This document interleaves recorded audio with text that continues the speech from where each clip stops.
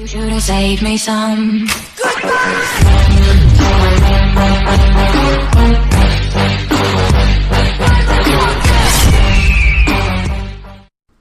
Hey guys, DG Gamer here. In today's video, we're going to be talking about this guy right here. Frieza plays a very important role in the Dragon Ball's universe, and in this video I want to highlight some of those important aspects. I also want to figure out if this man is the most iconic villain of all times. If you're a subscriber, thank you for watching. I truly appreciate the support you guys have been giving me. If you're new to my channel, please consider subscribing. I do a lot of videos based on DBZ universe as well as Dragon Ball Super stuff. I also play way too much Dragon Ball Z Dokkan Battle, and so I do videos on that as well. And anything else, any movies or video games I'm interested, I do content on that. So if you're interested in subscribing, please do. With that being said, let's get into this video. So we all know Frieza from the Dragon Ball Z series as the Emperor of the Universe. He controls the universe with his Imperial Army, and he is feared throughout the universe due to his ruthlessness and his powerful demeanor. His first appearance was in 1989 Dragon Ball Chapter 247 in the manga, Dark Clouds Swirl Over Planet Namek. That appeared in 1989, and shortly after, in 1990, he appeared in the anime. He is the descendant of Lord Chill. He is the second son of King Cold and the younger brother to Cooler. And not many people will know this, but he's also a father to Frieza. I believe Geekdom 101 did a video on this. If you are interested in learning more about this, it's a good video to watch. I'd highly recommend it. So just go to his channel and check it out. But despite Frieza not appearing in the manga until halfway through the series, in chapter 247, he is still considered to be the most iconic antagonist in the Dragon Ball franchise, due to his effectiveness of being a catalyst for many of the big events in the story. Some of those events are going to be when Goku arrives on Earth. That's catalyst is Frieza when he destroys planet Vegeta. Goku is sent to Earth. The Saiyans landing on Earth, and we also have when the Earthlings go to planet Namek. Also, he is responsible for the murder of Bardock, the genocide of the Saiyan race, and the second death of Krillin. So you could argue that he is Goku's biggest enemy, the most personal and significant enemy of all the series. I personally really like Frieza. With Frieza and Cell are my two, it's really hard to distinguish which one I like better, but Frieza is just an evil, terrible villain. Cell is more like the Saiyans, where he's calculated. He just wants to test his strength. He just wants to be the strongest. Frieza just wants to rule everybody and torture and kill people. So with that being said, you could say he's kind of like a demon or a monster, and that's a lot of Toriyama's design for Frieza comes from those aspects. When Toriyama was a child, he had a vision of what a monster would be like. He is quoted saying that he designed Frieza based on the thoughts of a monster that he got from his childhood, like a representation of his childhood demons or monsters. That's what he put into the design of Frieza. So at Frieza's core, he relishes in death, agony, destruction. And it's also shown on the series, anime series, and the manga, how he enjoys just killing, he enjoys torturing, and he's just a bad guy. When we see the scene with him destroying planet Vegeta, you could just see how happy he is, how proud of himself he is. And he also has very dark humor. And for some people they like that, some people they don't. But some of the quotes that I think of is when he says, "Long live the king," when he kills King Vegeta, or "Pop goes the wheel," when he's gonna violently kill Krillin. He's a murderer. He's a violent murderer who enjoys it. So unlike other villains, he's just a monster. So I think he makes a really good villain, a great villain for the series, and that's just another example of why they brought him back. When they brought him back, I was kind of a little upset because the power differential, he would just be so much weaker. But it's Dragon Ball Super, they don't care about power levels, they'll just do whatever they want. Bad writing, but still, I'm still enjoying the Tournament of Power. I'm so happy they brought Frieza back. He when he came back to Super, I was kind of iffy, but it's just they did a great job. We'll get to that later in the video. But so we first are seeing Frieza's murderous tendencies on Planet Namek when he kills Guru, or he doesn't kill Guru. He attacks Guru and kills Guru because he kills all his children. Guru's heart, blah blah blah. So, but he leads to Guru's death. He leads to the death of Krillin.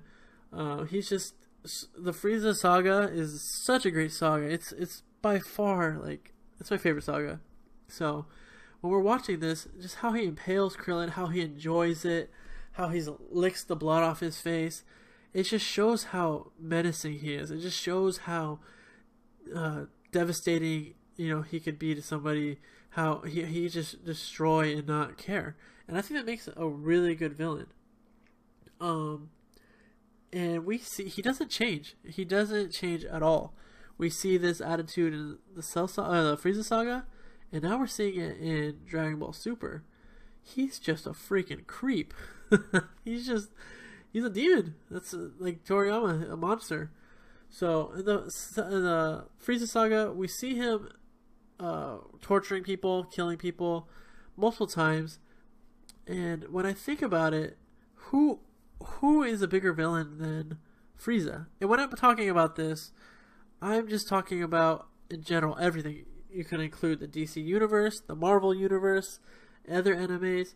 Who is a bigger villain?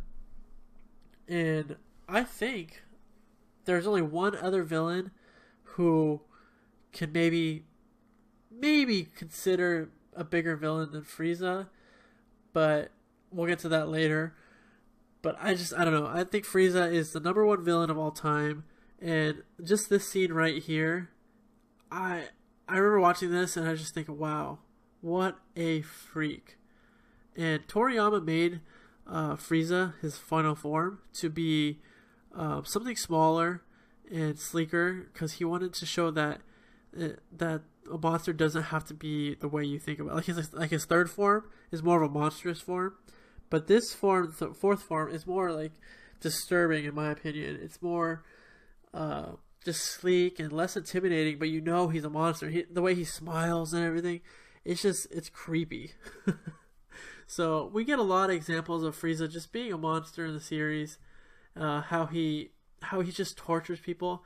And as a kid, I remember watching this, and it's just like, some of it was unbearable. I remember this scene right here, unbearable just to watch. I just remember thinking like, Gohan and Krillin and Piccolo are just so scared. They're just so disturbed and scared. They can't, they can't attack. They can't help. And even Gohan, he tries to, and Piccolo just says, no, just stop.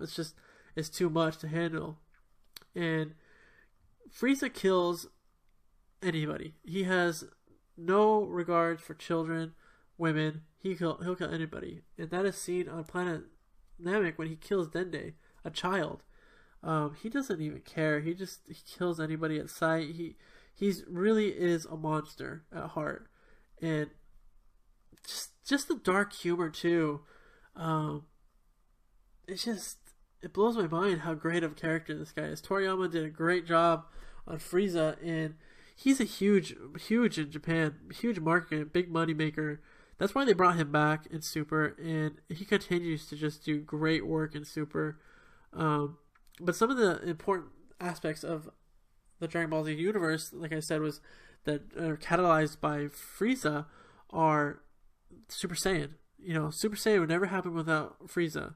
Goku never would have went to Earth without Frieza. Just so many. He's so important to the Dragon Ball universe, Dragon Ball Z universe, and I'm glad he's in Super right now. But when we compare him to other villains, there's only one villain in my mind who I think could be considered maybe worse, but at the end of the day, when we discuss it, he's not.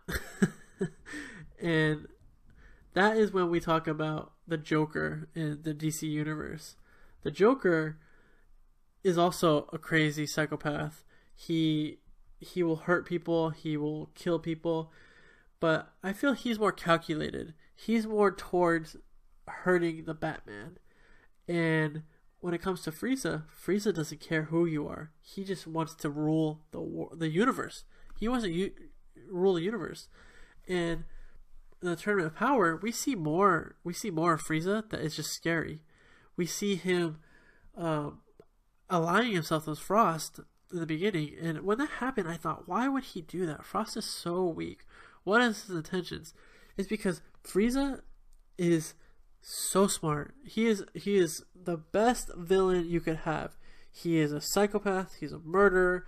He is calculated. He is decisive. He has so many plans going on at once. It just blows my mind. With the Tournament of Power, you see him say that scene in one of the episodes where he looks at Beerus and says, you know, he's going to come after him pretty much. And in the Tournament of Power, he talks to Frost and then maybe we could make a team and go after the Saiyans because they both hate the Saiyans. And that's what his motivation, like the Joker. The Joker's motivation is to defeat the Batman, humiliate him, make him laugh, etc., etc.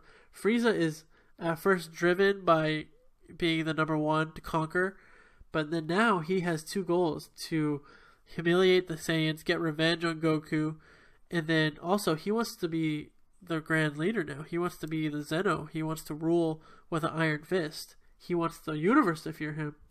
And we start to see in the universe, the Tournament of Power, how cruel this guy really is. We have our memories of the Frieza saga, but those were, you know what, so many years ago.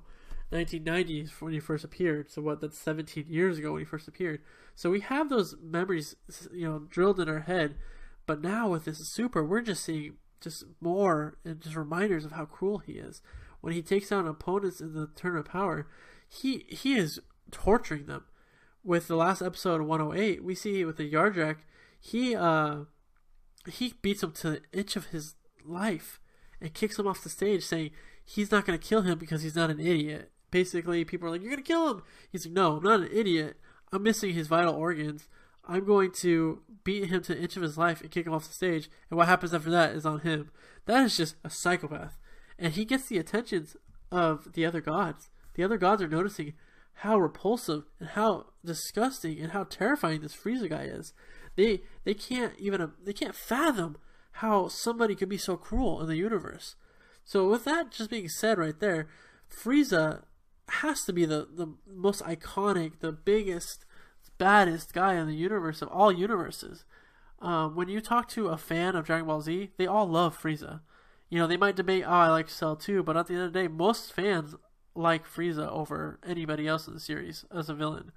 And if you ask a non-Dragon Ball Z fan or Dragon Ball Super fan, a prime example, my girlfriend, she has no idea what's going on with Dragon Ball. She doesn't watch it. She's never watched an episode of her life. I still try to convince her, but she won't do it. But she doesn't watch it, but she still knows Frieza. She says that lizardy girl guy thing. And she knows who Frieza is. My sister, another example, not into anime. She's like a girly girl. Doesn't like anything nerdy, whatever, blah, blah, blah. She knows who Frieza is. Even my mom knows who Frieza is. So he's pretty iconic globally. So I feel like if we do a poll, and maybe you guys put in the comments below if you guys think he is the most iconic, or if you think he's not, just tell me who you think beats him. The only person in my mind who I think could beat him would be the Joker. The Joker is iconically known. He is also a really big popular villain, but I think Frieza has a one-up on him because Frieza is feared by the universe. And now he's even feared with the Tournament of Power by multiple universes. So I think he just, by far, is the best villain of all time. Like I said, the Joker could give him a run for his money, but the Joker attacks Batman. Like, without Dragon Ball, without Frieza in the Dragon Ball universe, there wouldn't be a universe. He, like I said earlier, he's a catalyst for so many things that happen in the universe. He drives the story, even when he wasn't involved. He is the reason why the story is where it is. If you remove Joker from Batman stories, Batman still has other villains that give him a run for his money. Joker, yes, is number one villain, very important, but the story can go on without the Joker. If the Joker, we go to another universe, a parallel universe, and the Joker was never created, there could still be Batman. But without Frieza, they would have to input something else to make the story go on. Without Frieza being there, there's no Super Saiyan. Without Super Saiyan, there's no, Cell arc. Frieza's really important to the universe, and I think that makes him the most iconic villain of all time and the baddest of the bad. And don't get me wrong, this might be biased because I love Batman as well. The Joker is a bad guy. That's a bad dude. The Killing Joke, bad dude. But like I said, that's on the grand scheme of Earth, or even not even Earth, just Gotham. Gotham is his territory. Frieza, his territory is the universe. The universe. And now he's even trying to be the bad guy, the baddest of the bad of all universes. And he has God's destructions fearing him. That's pretty bad. That's a pretty bad dude. So, you guys can let me know in the comments below what you guys think. But I think Frieza, by far, is the most bad of the bad. He is the most iconic villain of all time. And I am so excited to see more of him. He's not my favorite character of the series, but he's by far my favorite villain. And he's just everything Goku's not. And, we all love Goku. He's everything opposite of Goku. And episode 108 was a great episode to showcase Frieza's murderous tendencies, his violently murderous ways. And he also shows that he's not just a psychopath. He's consciously making these decisions. You can also debate, like with other villains, that they're just crazy or whatnot. But he knows right from wrong. He knows and he loves what he's doing. That's the difference. He loves making people bow to him. He loves pushing their face in the ground. And it's kind of cringing to watch some of the things he does. If this was real life and there was Frieza in real life, you would be cringing to see what he does. Even in the anime, I cringe sometimes. I remember on the Cell Saga or the Frieza Saga, I couldn't imagine. Like I just like mouth open, just yeah. So he's a bad guy. He's a bad dude. I think he's the most iconic. He's very important, pivotal to the Dragon Ball Z universe. So I hope you guys like this video. Please put in the comments below if you guys think he's the worst villain of all time. If not, give me a counter. I want to know who you think is the worst. And remember, this could be any show, any universe, Marvel, DC, Naruto, anything out there. So I think he's the biggest, baddest of the bad. So with that being said, I think that's our video today, guys. So I want to thank you for showing up and watching this. And if you're a subscriber, thanks again for joining me. And if you're not a subscriber, I really hope you guys can subscribe. I have a lot of things I want to do. I just need a bigger audience. But alright guys, I hope you guys enjoyed and have a great night / day.